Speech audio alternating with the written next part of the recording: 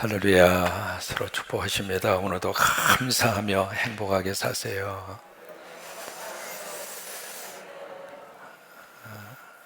스바냐 성경 마지막 시간입니다. 스바냐라고 하는 이름의 뜻은 여호와께서 숨기신다라고 하는 뜻입니다. 계속해서 나오는 주제의 단어는 여호와의 날입니다. 성경이 여호와의 날에 대한 주제를 가지고 우리에게 주시는 말씀이 굉장히 많습니다. 여호와의 날은 다른 말로 말하면 심판의 날이고, 오늘 우리들에게 있어서의 여호와의 날은 예수 그리스도의 재림입니다. 여호와의 날이 왔을 때 어떤 일들이 일어나게 될 것인가, 1장 2절을 딱 펼치면 가장 먼저 나오는 단어가 진멸하리로다, 멸절하리로다. 그 이야기는 완전히 지상에 있는 모든 것을 다 싹쓸이한다, 그 말입니다. 그럼 누구에게 그런 그 진멸과 멸절의 대상이 되는가? 우상 숭배하는 사람들. 근데 그 정반대로 하나님을 섬기는 사람들에게는 어떤 역사가 나타나게 될 것인가? 바로 하나님을 섬기는 하나님의 자녀들은 스바냐가 된다, 이 말입니다. 하나님이 이 심판과 진노의 날에 하나님이 그들을 숨겨주시겠다, 이 말이에요.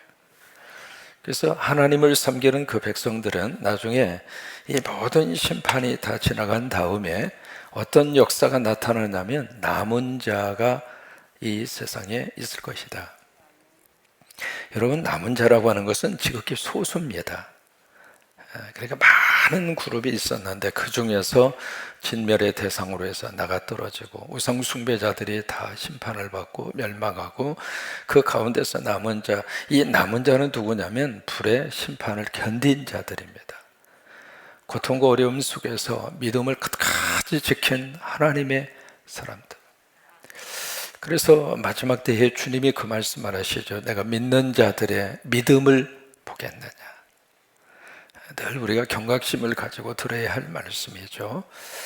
그러니까 교회당에 많은 분들이 몰려오는데 그 가운데 정말 마지막까지 믿음을 지키고 남은 자의 그 자리에 있을 수 있는 사람이 얼마나 되겠느냐. 결국 이 남은 자들은 어떤 역사가 나타나게 되는가? 오늘 본문의 말씀을 보시면 세 가지로 그렇게 표현을 하고 있습니다. 14절을 보시면 세 가지로 표현하는데 시온의 딸, 이스라엘, 예루살렘의 딸, 세 가지로 표현을 하고 있어요. 그 세 가지 내용들은 시온의 딸, 그 다음에 이스라엘, 예루살렘의 딸, 이 세 가지 내용은 사실 이스라엘에 대한 애칭입니다. 마치 신명기 33장에 보시면은 거기 이스라엘 백성들을 향한 하나님의 애칭의 호칭이 나옵니다. 그 애칭의 호칭이 바로 뭐냐면 여수론입니다. 그래서 신명기 33장이 모세의 마지막 유언이거든요. 그 유언을 하고 느고산에서 모세가 세상을 떠납니다. 그 마지막 유언을 남기면서 이 모세가 이스라엘 백성들을 쭉 보면서 부르는 말이 여수로나 너는 행복한 사람이로다. 너같이 하나님의 보호하심과 사랑을 받은 자가 누구인가. 이제 그 고백을 하고 있는데, 그 여수론이라고 하는 이 단어가 뜻은 의로운 자라고 하는 뜻이거든요. 이 단어가 성경에 딱 4번 나옵니다. 이사야 44장에 한 번 나오고 신명기에 3번 나옵니다. 이 여수론이라고 하는 단어의 뜻이 바로 이스라엘을 향한 애칭이에요. 애칭. 마치 이제 우리 부모님들이 자녀들이 너무 귀여우면 뭐라고 이야기해요? 아이고 내 새끼, 아이고 내 강아지. 개 플러스 새끼라는 뜻은 아니잖아요. 우리 똘똘이. 그게 말이죠, 그 자녀를 향한 부모님들의 사랑의 애칭이잖아요. 그런 것처럼 이스라엘 백성들을 향해서 지금 하나님이 애칭을 쓰고 있는 겁니다. 시온에 따라, 이스라엘아, 예루살렘에 따라. 이제 그러면서 그 다음에 세 가지의 내용이 중복적으로 그렇게 기록이 되어 있습니다. 14절이죠. 노래할지어다, 기쁘게 부를지어다. 그 말은 큰 소리로 함성을 질러라, 그 말이죠. 그리고 진심으로 기뻐하며 즐거워할지어다. 이게 이 내용이 사실은 먼저 나옵니다. 원문의 그 순서에 의하면 노래할지어다, 시온에 따라, 이렇게 순서가 되어 있는 거예요. 큰 소리로 외칠지어다 이스라엘아, 전심으로 기뻐하며 즐거워할지어다 예루살렘의 딸들아. 순서가 그렇게 되어져 있습니다. 그러니까 참 이 구조 자체가요, 특이한 구조를 가지고 있습니다. 하나님이 3번 애칭의 호칭을 부르고, 그리고 3번 동일한 내용의 말씀을 그들에게 선포하고 있습니다. 노래할지어다, 그리고 큰 소리로 외칠지어다, 그리고 진심으로 기뻐하며 즐거워할지어다. 여러분, 그 내용들을 압축하면 무슨 말씀이 드러나면, 이 남은 자들에게 하나님께서 뭘 말씀을 하시는가? 첫째는 찬양입니다. 그 다음에 두 번째는 뭐냐면 감사합니다. 이 두 가지의 내용을 3번에 걸쳐서 반복적으로 그들에게 지금 선포하고 있습니다. 그리고 이게 즐겁게, 그 다음에 기쁘게, 이 내용 속에 바로 이 두 가지의 내용을 함께 담고 있거든요. 여러분, 이 찬양과 감사는 늘 함께 갑니다. 우리가 정말 감사하면 입에 찬양이 떠나지 않습니다. 또 하나, 찬양이 많으면 많을수록 우리 삶 속에 감사가 흘러넘칩니다. 마귀와 사탄이 가장 싫어하는 것이 바로 뭘까요? 감사입니다. 감사하면 마귀와 사탄이 도망가요. 막 내 삶 속에 밀려왔다가도, 왜? 분명히 그 사건과 일 속에서 막 원망하고 불평하고 짜증내야 되는데, 왜? 그래야 사탄이 좋아하잖아요. 그래야 사탄이 한 자리 깔잖아요. 그런데 그렇게 할 수밖에 없는 상황인데, 그 입술을 통해서 하나님 감사합니다. 시작. 그러면 마귀와 사탄이 왔다가 도망가 버려요. 문고리 신방하면서 여러분들의 문고리를 잡고 교역자들이, 장로님들이, 지역장님들이 간절히 기도해서 거의 한 1000세대 이상을 문고리에 대신방을 했거든요. 했는데 그 가정마다 간절히 붙잡고 기도하는 내용이 바로 뭐냐면, 하나님 어둠의 영이 지나가게 하시고, 고통의 영이 지나가게 하시고, 죽음의 그림자가 지나가게 하시고, 이 집에 하나님의 은혜만이 출입하게 하여 주옵소서. 왜냐하면 우리의 가정 속에서 감사가 많으면 많을수록 사탄이 왔다가 도망갑니다. 그러니까 감사가 많으면 많을수록 우리 안에 찬양이 막 깊어질 수밖에 없고, 찬양의 영성이 깊어갈수록 우리 안에 감사가 채워집니다. 남은 자의 특징이 바로 여기에 있습니다. 찬양과 감사, 감사와 찬양이 함께 가는 거예요. 그러면서 그 다음에 3가지를 말씀을 하세요. 왜 우리가 이렇게 할 수밖에 없는 그 이유와 근거가 무엇인가? 바로 15절이거든요. 3가지입니다. 여호와가 내 형벌을 제거하셨기 때문에 노래할지어다, 시온에 따라, 이렇게 연결되는 거예요. 내 원수를 쫓아내 주셨기 때문에 기쁘게 부를지어다 이스라엘아, 이렇게 연결이 됩니다. 지금 잘 따라오고 계시는 거죠? 예. 그 다음에 15절에 이스라엘 왕 여호와가 내 가운데 계시니 전심으로 기뻐하며 즐거워할지어다 예루살렘에 따라, 이렇게 노래가 이루어지는 거예요. 그러니까 이 3가지의 근거 때문에 우리가 하나님 앞에 감사하고, 이 3가지의 근거 때문에 하나님을 찬양하는 거예요. 이런 내용들이 어디까지 연결이 되었냐면 그 다음에 18절에서 20절까지 연결이 되어졌습니다. 19절에 보시면 너를 괴롭히는 자 내가 다 벌하고, 그러니까 남은 자들을 힘들게 했던 모든 자들을 누가 정리했는가? 하나님이 다 정리하셨고, 그러기 때문에 노래할지어다 시온에 따라, 이렇게 같이 연결이 되는 거예요. 저는 자를 구원하고 쫓겨난 자를 모으며, 19절입니다. 온 세상에서 수욕받는 자에게 칭찬과 명성을 얻게 하리라. 그러니 전심으로 기뻐하며 즐거워할지어다 예루살렘의 딸들아. 우리 식으로 말하면, 아이고 사랑하는 내 새끼들아, 이제는 어깨 펴고 살아라. 이제는 주눅 들지 말고, 이제는 인상 펴고, 그리고 감사하고 찬양하며 살아라, 그 이야기예요. 그리고 마지막 20절에 보시면은 내가 그때에, 그때가 어느 때예요? 바로 승리하는 그때예요. 여호와의 날에 이 모든 심판과 이 모든 어려움의 과정을 다 믿음으로 이기고 승리하는 바로 그때 내가 너희를 이끌고, 그때 내가 너희를 모을지라.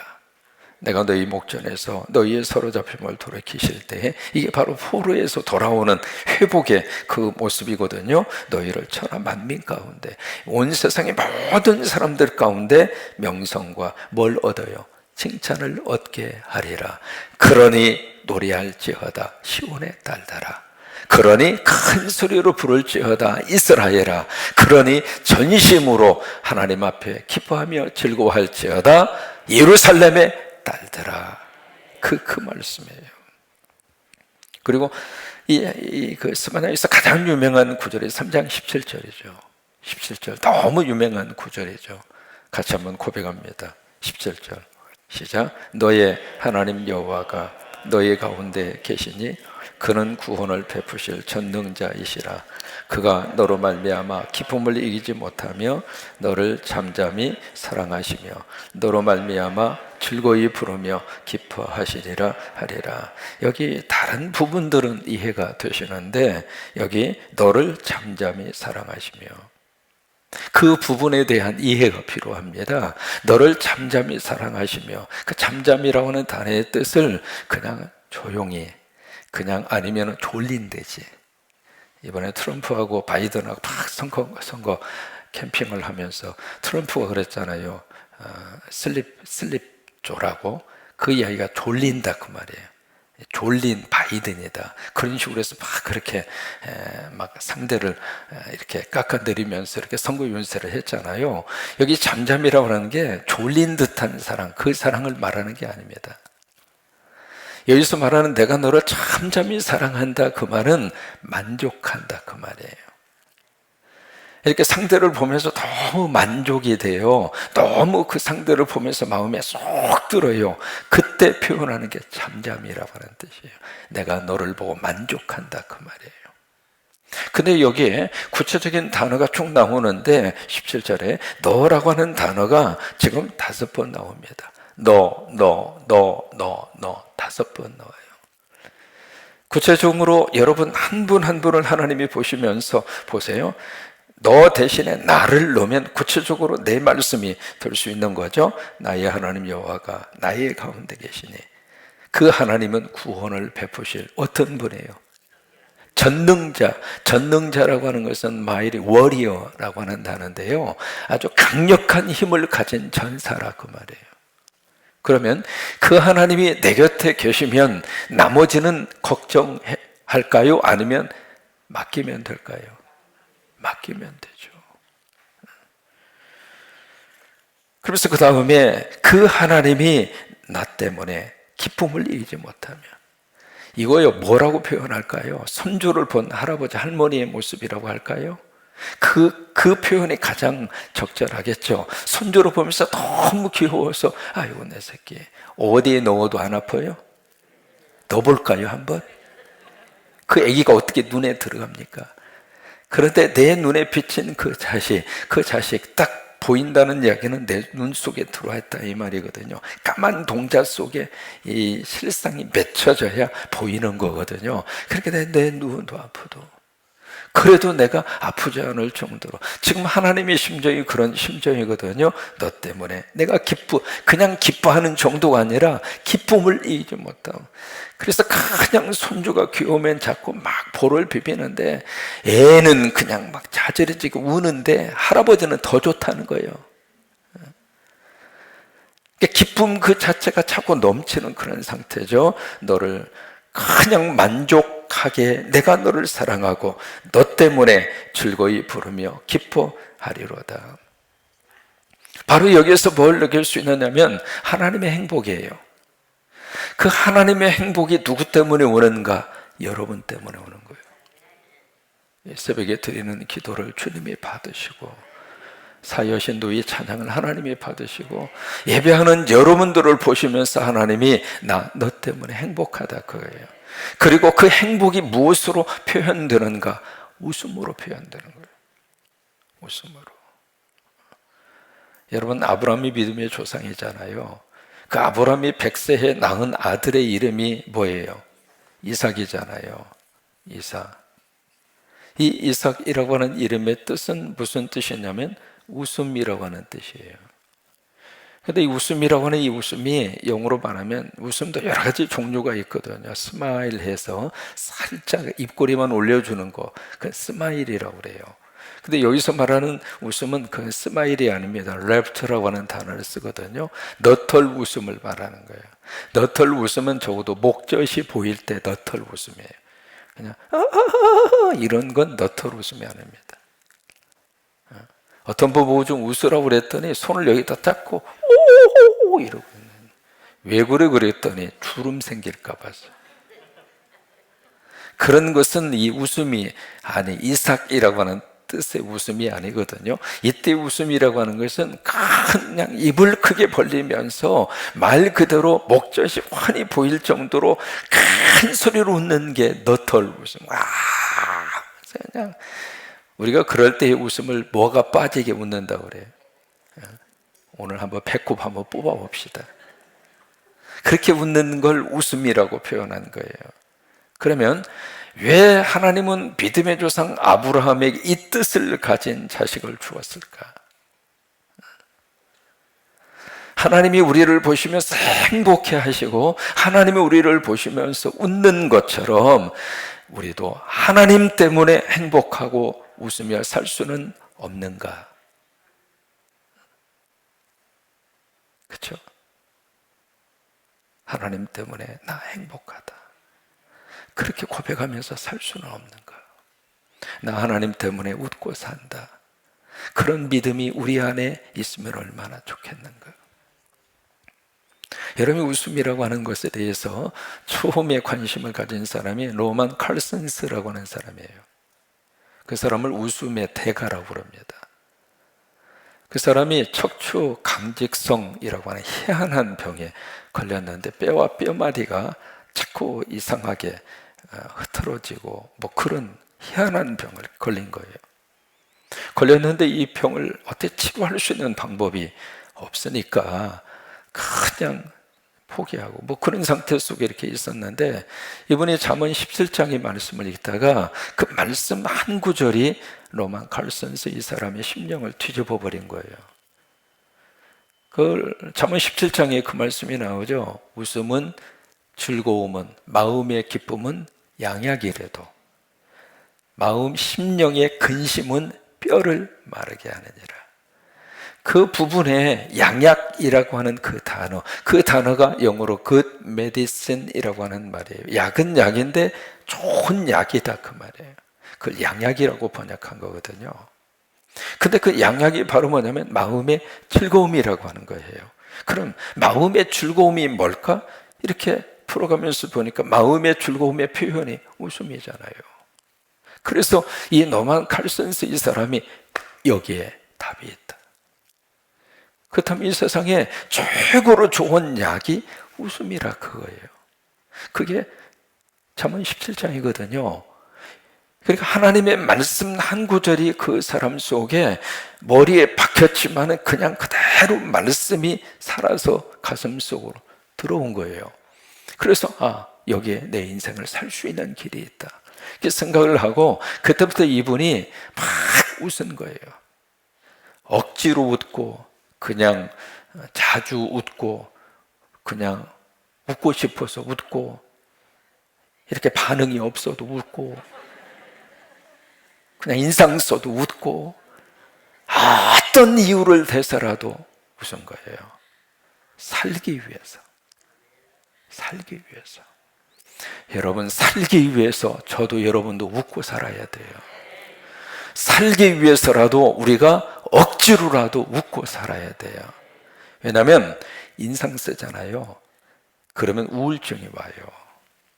인상 쓰고 살면 마귀와 사탄이 신방 와요. 왜? 자기 초청하는 줄 알고. 그러니까 그것을 우리가 벗어나고 그것을 이기며 살기 위해서라도 억지로라도 우리가 웃어야 되거든요. 그래서 이분이 몸이 그러니까 그래서 살기 위해서라도 그렇게 웃었는데 희한한 일을 이 사람이 경험한 거예요. 막 손이 굳어가는데 경직성 척추염 그런 계통이니까 뼈마디가 굳어져서 막 굳어가는데 이게 어느 날부터인가 손이 펴지는 거예요. 그 도대체 이게 어디서 왔는가? 그때부터 이분이 웃음에 대해서 막 연구를 하기 시작을 한 거예요. 그리고 하는 말이 웃음이 최고의 영양이다. 웃음을 연구해 보니까요, 혈당량이 늘어나는 거예요. 그러면서 혈압이 낮춰지는 거예요. 고혈압약 드시는 분들은 여러분 많이 웃으세요. 별로 아멘도 안 해요. 그 사람이 연구해서 우리에게 제시하는 거예요. 혈압이 낮춰진다고 하는 거예요. 아니 목사님, 혈압 높은 사람 웃으면 혈압 터지잖아요. 터질 때까지 웃는 사람이 누가 있어요? 아니에요. 저를 뒷골이 달길 정도로 혈압이 높았던 사람이에요.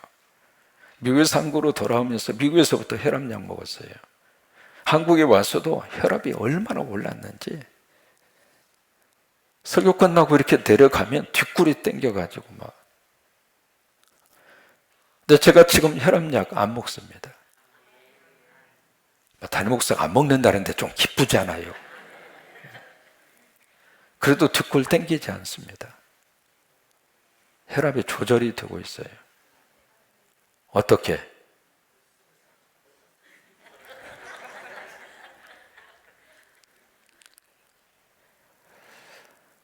또 이 웃음이 우울증 치료의 최고입니다. 이게 지금 사람들이 가지고 있는 여러 가지 많은 질환들을 무찌를 수 있는 하나님이 주신 명약이 웃음이라 이 말이에요.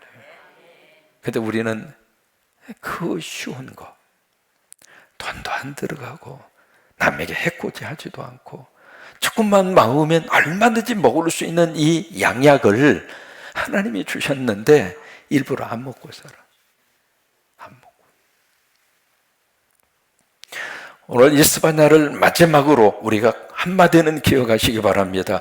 하나님이 나 때문에 행복하고 웃으신다면 나도 하나님 때문에 행복하다. 하나님 때문에 웃고 살겠다고.